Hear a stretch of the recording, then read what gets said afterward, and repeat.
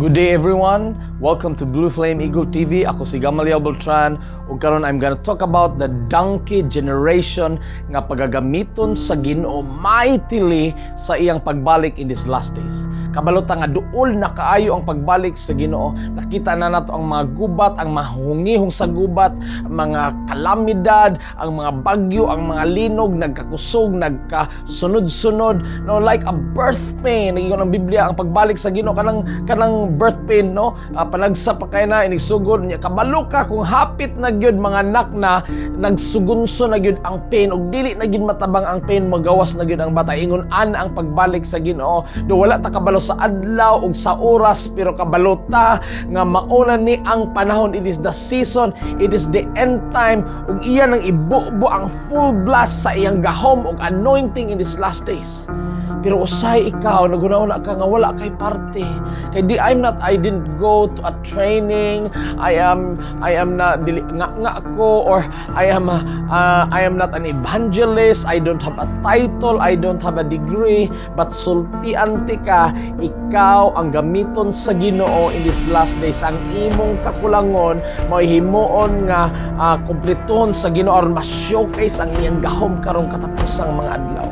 Nakahinumdum mo sa pagsulod ni Ginoong Kristo didto sa Jerusalem, nagsingit ang tanang Hosana, Hosana, ang iyang gisakyan usa ka asno, usa ka donkey, no? Nga gisugoy ang mga disipulo nga adtuan ninyo, badbari na siya sa gapos ug iyang gisakyan. Instead nga masakay siya og glamoroso nga karwahe nga bulawan ug mga mula nga kabayo nga kusgan kayo, racing horses tingali from Arabia, iyang gipili ang pinaka-simple nga donkey nga gibadbaran niya gikan sa gapos. Una sa tanan aron magamit ka sa Ginoo kinahanglan nagbadbaran usab ka sa gapos. Gikan sa imong pagkamakasala nakadawat ka ni Kristo, isip imong personal ug Dios ug manluwas na deliver ka sa mga phantom sa kagahapon kapaitan na nakagawas ka gikan sa sala. And then just as simple as you are, ikaw ang gamiton sa Ginoo, the nameless and faceless generation na humana og trabaho sa mga propeta. Grabe na ang pagtrabaho gibuhat sa atong mga theologian, sa mga pastor, sa mga evangelists, sa mga bishops. Pero this is the time of the greatest revival ever yet to happen in the planet. Nakita nimo ang mga kalamidad karon, ang mga sakit, no, in China.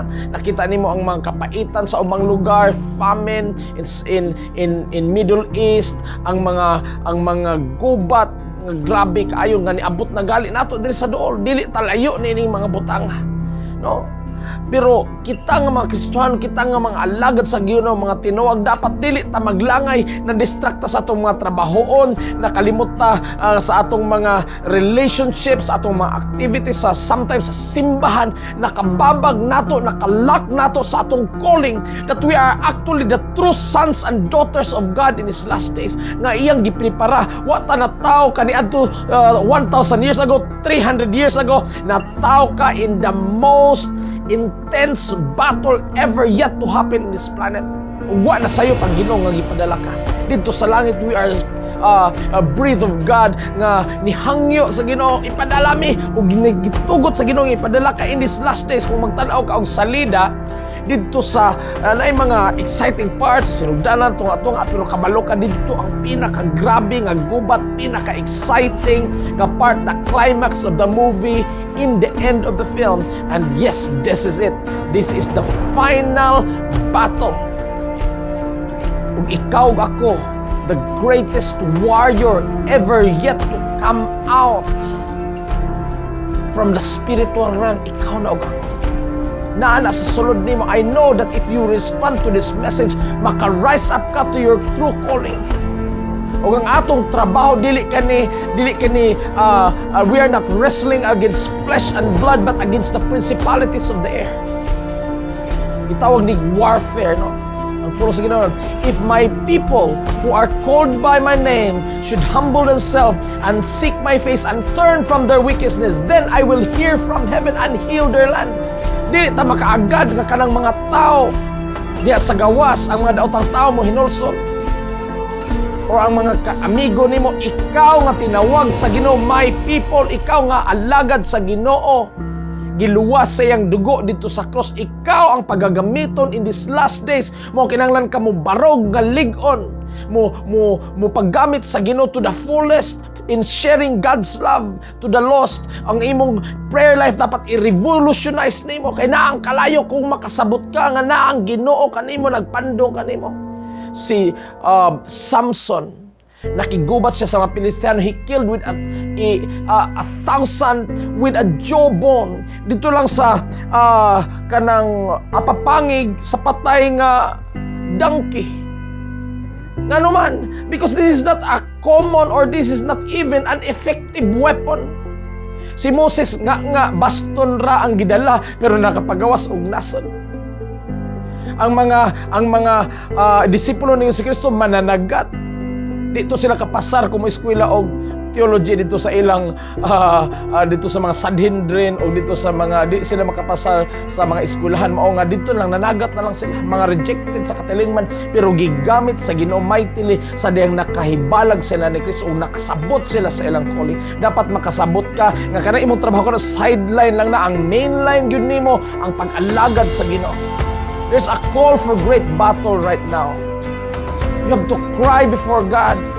The drum of battle is sounding. The trumpet of war is sounding. Madungog nimo karon ang agulo sa mga kanasuran, mga kapaitan, mga kalamidad. Rise up to your true calling. Go pray. Kneel down. Hilak diya sa Ginoo. You have no better position than kneeling down at the feet of the Lord Jesus Christ.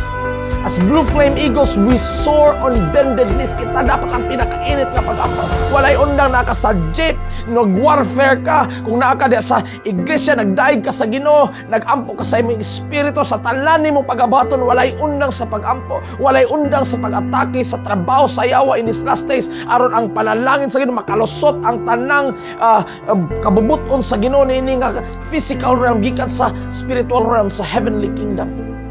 Ikaw ang agent sa Ginoo, ikaw ang representante sa Ginoo. Diya sa imong pamilya, diya sa imong silingan, ayaw na pangitaglain, ayaw pagdali og rapture. Kaya nga no, gipauna ka dire aron ikaw gamiton sa Ginoo, mga luwas sila aron makuyog sila sa rapture. Sige ra kagdam og rapture.